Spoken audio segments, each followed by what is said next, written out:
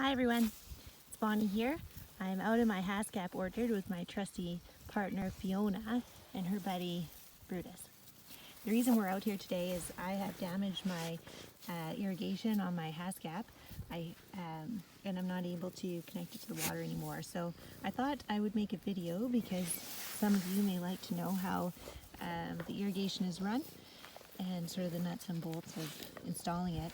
If you're setting up your own place, and especially if you're planting trees or an orchard like I have, I think that I just have no doubt really that you would really enjoy running irrigation. It's not very difficult to do, so I'll just show you some basics. What I'm showing you here is a tool that I have for cutting the hose that I've used for irrigation. I have it set up here so I can snip it quick, and then I'll show you the tool. Okay, so I'm just going to squeeze. Oops, stand back to do this.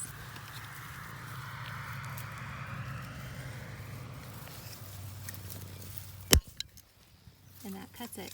So what the tool is it's a very sharp blade, and you insert the pipe into that slot there, and you're able to clip it.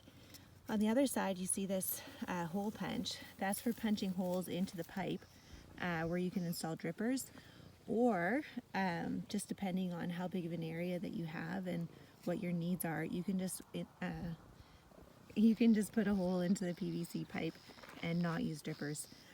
I had drippers the first year. Basically what they do is they resist water flow so that you build pressure up across the pipe instead of having it all flow out in the early holes. And the drippers will just slowly regulate water flow to each of the plants. If you have adequate pressure though, it seems to be working well for me to not have the drippers. They plugged up on me. We have rusty water here, quite a lot of iron in our water, and the drippers plugged up. And so I found on year 2 I needed to remove them, and it worked well without them actually. Anyways, so that's the tool. I bought it at Wickham Nursery Land, and it was just been the thing to have. Okay, so back to the irrigation here. What I snipped off there was a plastic connector. This is what I was using, and I hit it with the lawnmower and I ruined it. So this is a female end. Was a female end. Looks a bit like a male end now.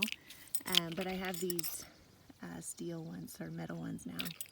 And so I will just install it by inserting it into the end of the PVC pipe and tightening it up with the hose clamp. So I'll show you in a minute what that looks like.